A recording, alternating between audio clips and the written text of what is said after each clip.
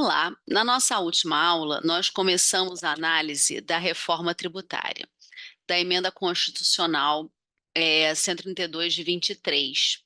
E hoje nós vamos continuar a análise do IBS. Eu estava explicando para vocês, eu estava lendo, né, a Constituição Federal, no artigo 156, letra A, que criou, institui o IBS, e nós estávamos analisando o parágrafo 1º. Então, hoje nós vamos voltar a compartilhar com vocês aqui a minha tela, para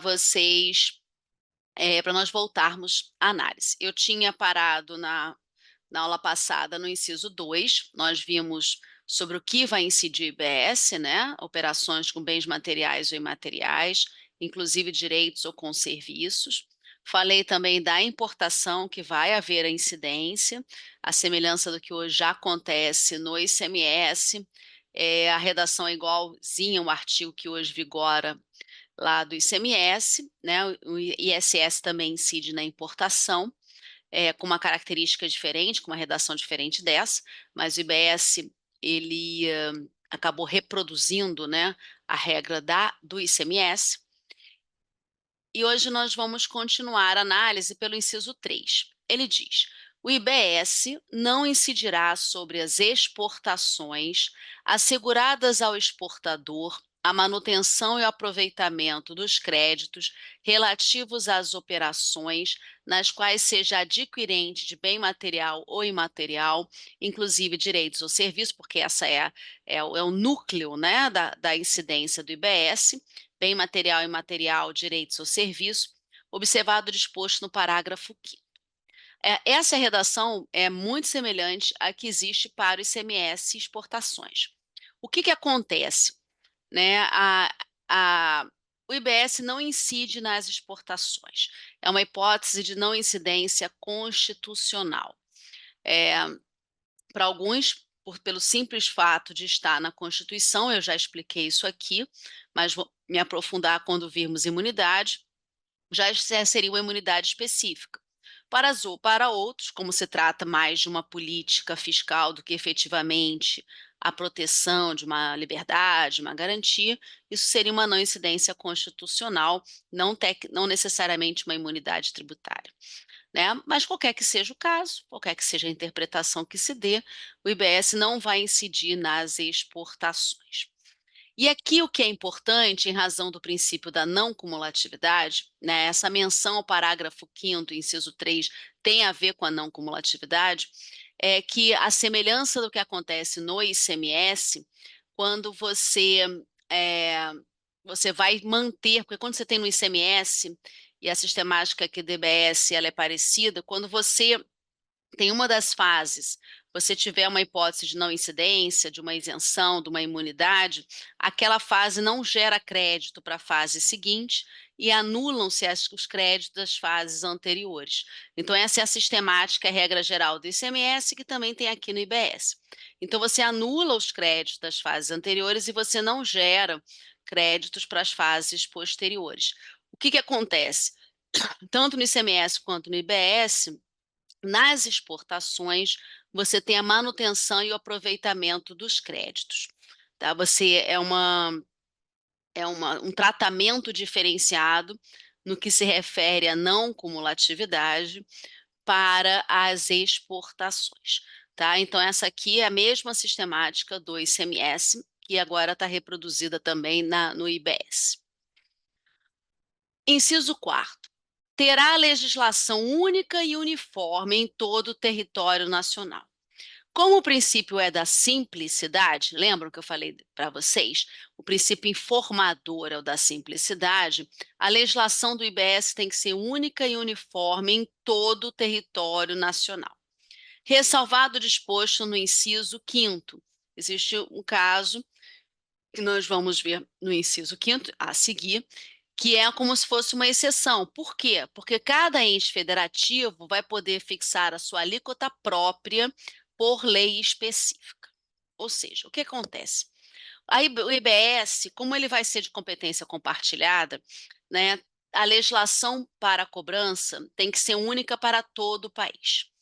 Mas a única coisa, e lembre-se que eu disse que os estados e municípios estão perdendo, não há dúvida, autonomia e competência, porque eles tinham uma competência privativa e passa a ter uma competência compartilhada.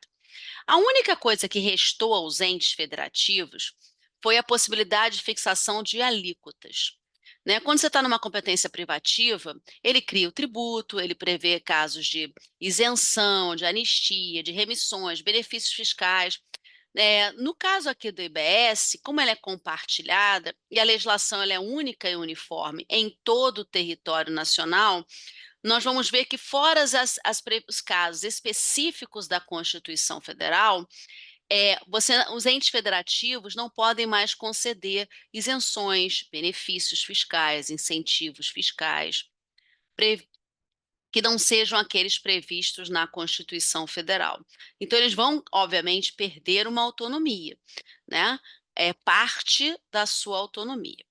Mas a única coisa que restou aos entes, em termos de competência tributária propriamente dita, é a fixação de alíquotas. Então, eu vou ter uma alíquota estadual para o IBS e eu vou ter uma alíquota municipal para o IBS. E as alíquotas serão fixadas por leis específicas, estaduais e municipais. A alíquota fixada pelo ente federativo na forma do inciso 5º será a mesma para todas as operações com bens materiais e imateriais, inclusive direitos ou serviços, ressalvadas as hipóteses previstas nessa Constituição. Que nós vamos ver que nós temos alíquotas diferenciadas, regimes especiais, e aí mas estão previstos na Constituição. Né? Eu brinco que quem fez o seu lobby conseguiu a sua alíquota diferenciada, o seu tratamento diferenciado, um benefício fiscal. Se ele não conseguiu, os estados e os municípios não podem mais concedê-lo.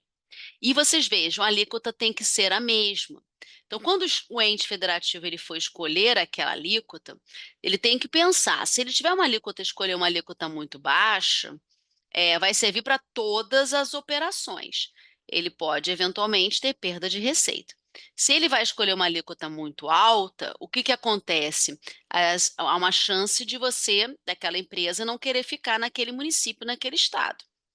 Né? É a ideia toda da guerra fiscal, é toda a preocupação da guerra fiscal que nós estudamos da neutralidade. Lembra que se infirma pela neutralidade. O que vai ser o mais importante é a neutralidade. A alíquota é a alíquota única, a tributação é a única, você pode escolher a sua alíquota, mas ela tem que ser para todas as operações que vão ocorrer no seu município, né, ou no seu estado. Porque aqui nós vamos ver que a tributação é no destino, então, onde estiver lá o consumidor final, ok?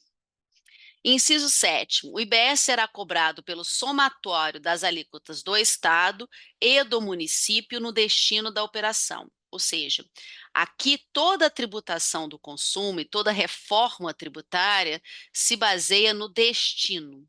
É a tributação no destino. O IVA, no direito comparado, ele envolve uma tributação no destino da operação.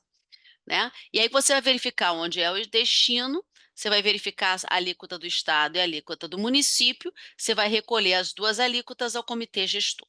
O comitê gestor é que vai fazer depois a repartição. O comitê gestor vai calcular créditos porventura existentes, então quem vai fazer a gestão toda e a distribuição é o comitê gestor.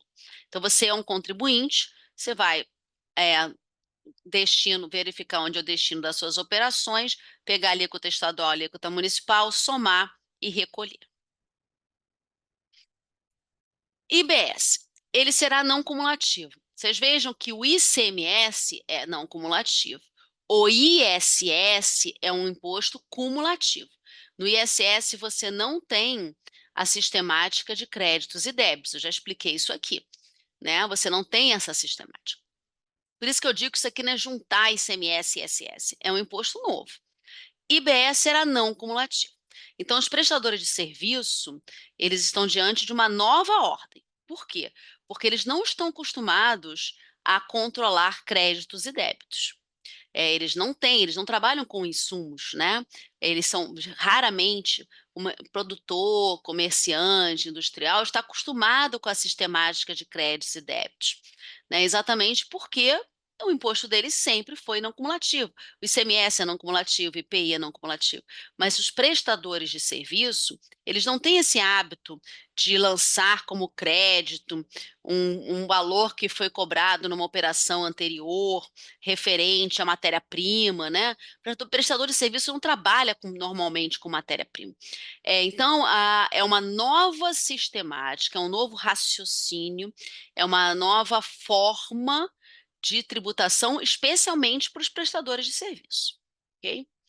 Então, o IBS será não cumulativo, compensando o imposto devido pelo contribuinte com o montante cobrado sobre todas as operações nas quais seja ele adquirente de bem material, imaterial, inclusive direito ou serviço.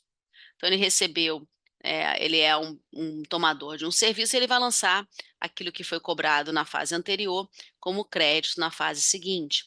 Bens materiais e imateriais, a mesma coisa.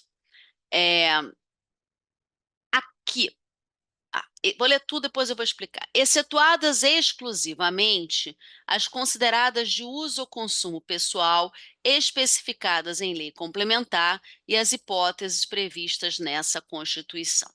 Então, vocês vejam, a não cumulatividade, isso todo mundo está mencionando, no IBS é mais ampla, é mais geral do que é no ICMS. No ICMS existe uma grande discussão, porque não são todos os créditos que você pode abater. A jurisprudência do Supremo se firmou no sentido de que, quanto ao ICMS, você só tem direito a abater os chamados créditos físicos, que são aqueles que se referem a produtos que vão ser incorporados ou vão ser completamente consumidos no processo de industrialização ou comercialização. São as matérias-primas, né? Então, o produto ele vai ser incorporado, a matéria-prima vai ser incorporada ao produto final ou vai ser completamente consumida no processo de industrialização ou de comercialização. Então, por exemplo, embalagens são créditos físicos. Então, matéria-prima, insumo é crédito físico. Para as indústrias e para estabelecimentos equiparados às indústrias, como telecomunicações, energia elétrica é considerado crédito físico, porque você incorpora, você utiliza no processo de industrialização ou de comercialização. Os chamados créditos financeiros, que dizem respeito a serviços de comunicação, transporte, créditos relacionados a bens de ativo fixo, como máquinas, né? Que não dizem respeito ao processo de comercialização e industrialização, esses créditos financeiros só podem ser abatidos aqueles que a lei complementar definir. Então, para o ICMS, existe uma diferença entre os créditos. Físicos, você pode abater sempre. Financeiros, vai depender do que a lei complementar estabelecer, no caso, atualmente, da lei complementar 87 de 96, que é a Lei Candir, né? Então, ela vai lá, no artigo, por exemplo, 33, estabelecer os créditos financeiros que você pode abater. Não são todos, tá? Então, há uma briga há muitos anos, em alguns casos, para saber se o crédito é físico ou financeiro. Porque o físico, você tem um direito subjetivo ao abatimento, e o financeiro não tem. Depende do que a lei estabelecer. Então, para o ICMS, a não cumulatividade não é ampla, não é irrestrita. No IBS, vocês vejam um artigo compensando o imposto devido com o montante cobrado sobre todas as operações, todas. Eu não faço mais distinção entre o que é um crédito físico e um crédito financeiro. Você pode abater tudo, menos exclusivamente, vejam aqui o advérbio, exclusivamente consideradas de uso e consumo pessoal, que são aquelas que são usadas ou consumidas pessoalmente pelos sócios, por exemplo, né? E que não têm uma relação direta com o objeto da atividade econômica, mas elas têm que estar especificadas em lei complementar. Então, a lei complementar que está lá em votação, a lei complementar 68, ela define o que é considerado de uso e consumo pessoal e que não podem ser abatidos. O espírito da lei complementar é isso. São uso e consumo pessoal de sócios, por exemplo, que não dizem respeito à atividade fim da empresa, não estejam vinculadas com a atividade fim da empresa. Ok? Há uma grande discussão se você pode incluir, por exemplo, veículos, gastos com saúde, gastos, né, dos funcionários ou dos sócios, porque são uso e consumo pessoal, não estão vinculados à empresa. Tem veículos que você usa, mas os veículos são da empresa, você usa enquanto trabalhar. Mas você pode ter um veículo que você não tem ligação com a atividade, você usa quando você quiser, né? Então há uma discussão grande. A lei complementar traz, né, os créditos e vamos ver como vai ficar a redação final da lei complementar 68. Mas é isso que está sendo discutido no Congresso Nacional, né? Já passou pela Câmara e está no Senado. Inciso 9. Não integrará a sua própria base de cálculo. Aqui quem já estudou ICMS, conhece bem o ICMS, sabe que existe uma grande discussão, porque o ICMS, ele é calculado por dentro. O que significa isso? Pelo artigo 13 da Lei Complementar 87 de 96, o ICMS integra sua própria base de cálculo. O ICMS incide sobre ele mesmo. Então, deixa eu dar um exemplo fácil para vocês entenderem. Peguem no ICMS, estou fazendo a comparação para vocês entenderem, né? Nesse módulo eu não vou dar o ICMS, só a parte constitucional geral, né? O ICMS são meus exemplos, né? Mas para vocês entenderem, vocês têm que ter uma noção do ICMS. Então você tem lá o ICMS, tá? Tem uma nota fiscal de venda de mercadorias. Você destaca o valor da mercadoria. A Lei Complementar 87 exige que você, na nota fiscal, destaque o valor do ICMS que é cobrado, é incidente naquela fase. Por quê? Para fins de controle da cadeia. Aquilo que está destacado na nota fiscal é que você lança como crédito para a fase seguinte, para o princípio da não cumulatividade. Então, é uma compensação financeira, o princípio da não cumulatividade. Você vai lançar como crédito no seu livro fiscal tudo que disser respeito a aquisições, no caso do ICMS de créditos físicos, que estejam destacadas nas notas fiscais. Então, você destaca na nota fiscal o valor do ICMS para fins de controle da cadeia. É aquilo que se abate na fase seguinte. É aquilo que vai ser ver como crédito. No caso do ICMS, se referia a um crédito físico. Aí você vai abater. Não é aquilo que você recolhe a fazenda estadual. Então, você tem lá valor da mercadoria, valor, então, por exemplo, R$ 1.000.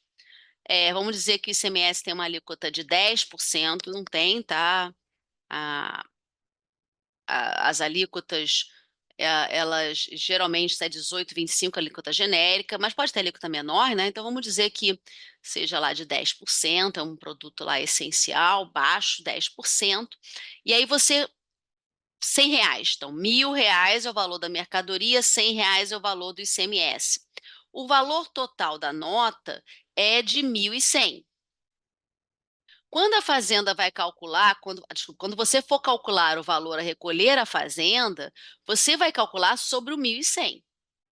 Você vai aplicar a alíquota sobre o 1.100. É por isso que o ICMS integra a sua própria base de cálculo. A Lei Complementar 87, lá no artigo 13, ela diz: aquele valor destacado na nota é simplesmente para fins de controle. Ele integra a sua própria base de cálculo. Isso foi muito questionado, mas o Supremo considerou constitucional.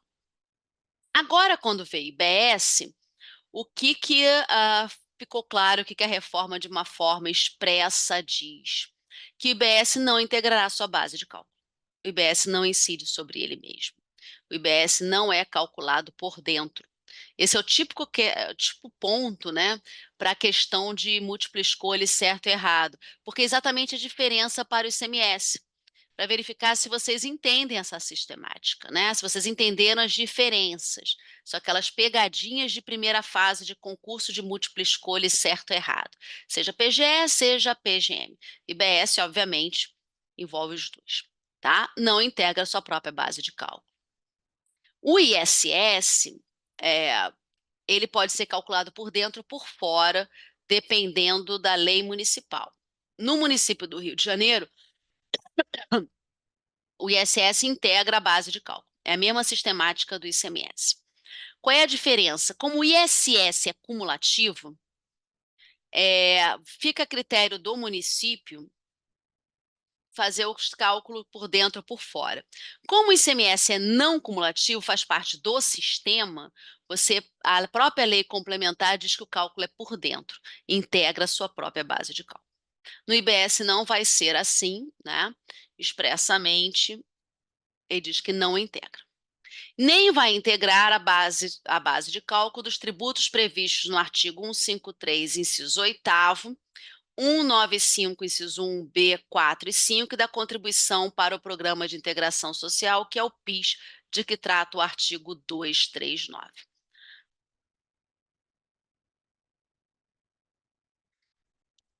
Aqui é uma outra coisa que é importantíssimo, que é exatamente aquilo que eu estava mencionando, né? O IBS não será objeto de incentivos e benefícios financeiros ou fiscais relativos ao imposto ou de regimes específicos diferenciados ou favorecidos de tributação, excetuadas as hipóteses previstas nesta Constituição. Ou seja, os estados e municípios não podem conceder incentivos, benefícios fiscais ou financeiros. Isso vocês vejam que é uma forma de você reduzir a autonomia, né? É, e você também não pode dar regimes específicos, diferenciados ou favorecidos. O objetivo aqui é acabar com a guerra fiscal, é neutralidade, ok? É, excetuadas as hipóteses previstas nessa Constituição. E por quê? Porque nós vamos ver que a Constituição prevê alguns regimes específicos, diferenciados e favorecidos. Fora esses, é o que eu brinquei antes, né? Se você conseguir um lobby e seu serviço está aqui, maravilha. Na época da aprovação da emenda foi uma corrida, porque ou você conseguir incluir aqui ou você não inclui mais, né? O objetivo aqui é neutralidade e tentar acabar com a guerra fiscal. Tributar simplicidade, né? Tributação uniforme em todo o território. É isso. Não incidirá nas prestações de serviço de comunicação, nas modalidades de radiodifusão sonora e de sons e imagens de recepção livre e gratuita. Aqui são as TVs abertas e os rádios, né? E as redes, né? E os canais de rádio.